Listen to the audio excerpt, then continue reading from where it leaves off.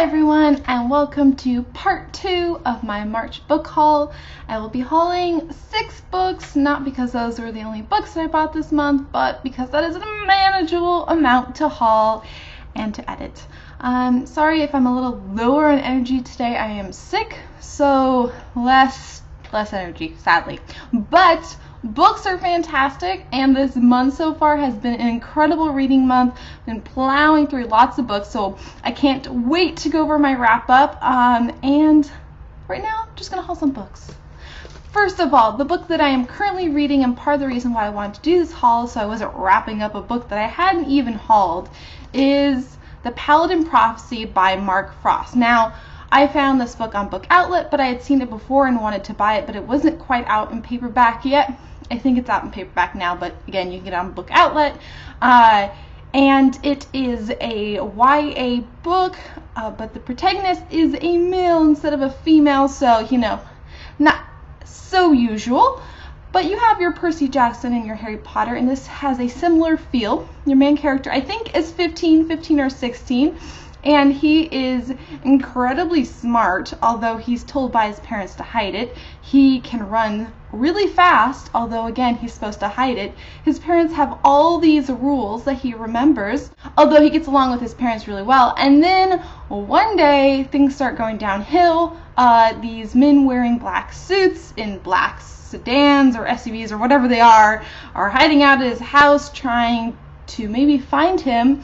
And he also gets this opportunity to go to an amazing school for very smart people.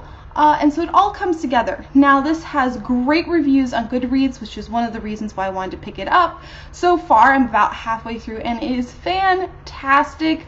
If you enjoy your Percy Jackson and your Harry Potter, you will definitely enjoy this, especially because it has a school setting in it too. And so far I can't recommend it enough, although obviously I haven't finished it. After that, we have Quiet by Suzanne Cain. I got this book a while ago from Amazon, just hadn't hauled it, got tucked away somewhere. It is a non-fiction book about introverted people, and I thought it would be really interesting to read because I am sort of an introverted person, as I'm sure a lot of you are. And it is about how in the past, society has been built up, especially American society in the last 100 years has been built up, where extroverted people have become considered wealthy and powerful and the sort of employee you would like, and the sort of husband or wife you would like, someone who has great social skills. And it kind of takes away from the power of introverted people, which is not given enough credit.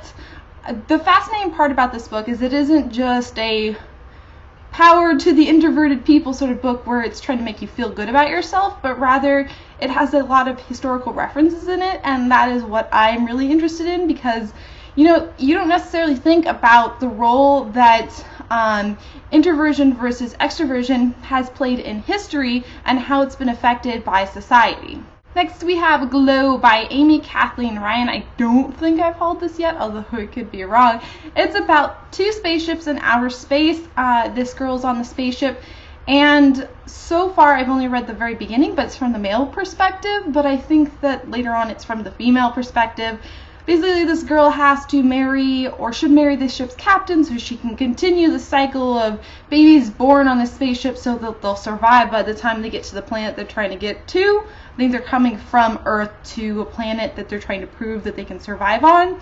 But basically, some sort of rebellion or treason happens in their sister ship that's flying alongside them in space, and so basically this girl gets separated from the guy that she's kind of intended to marry and have a child with, and craziness happens. So I am getting into sci-fi a little bit in the YA genre, and I thought this would be great. After that, we have Jim Butcher, which is Furies of Cauldron. I saw this on Bruce Project channel, and I thought I'd pick it up. It is a huge book, so it's kind of intimidating, requires some time to read, but it sounds cool. It's got magic. Basically, people are connected to Furies, I think it is.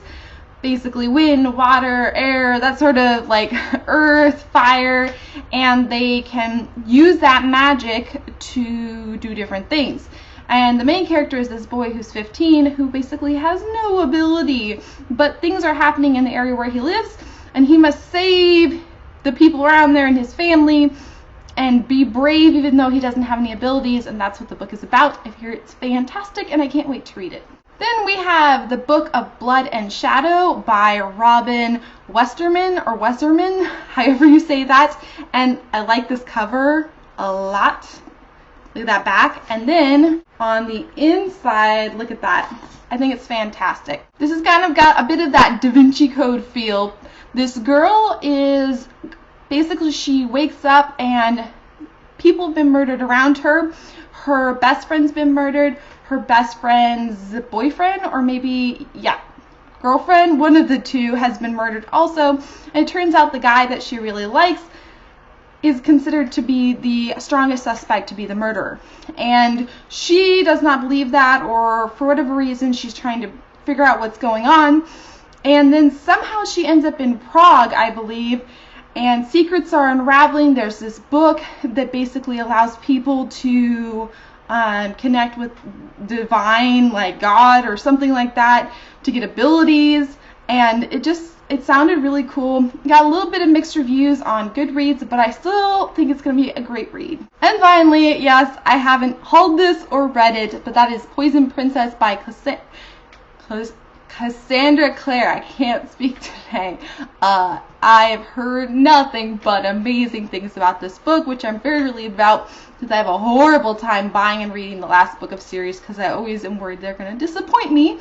But I've read the first 2 books of this series, and I can't wait to read this one. So these are the books that I am hauling for part 2. I hope that you enjoyed this book haul. There's kind of a variety of books in the book haul, so let me know if you've read one of them, and if so, what you thought.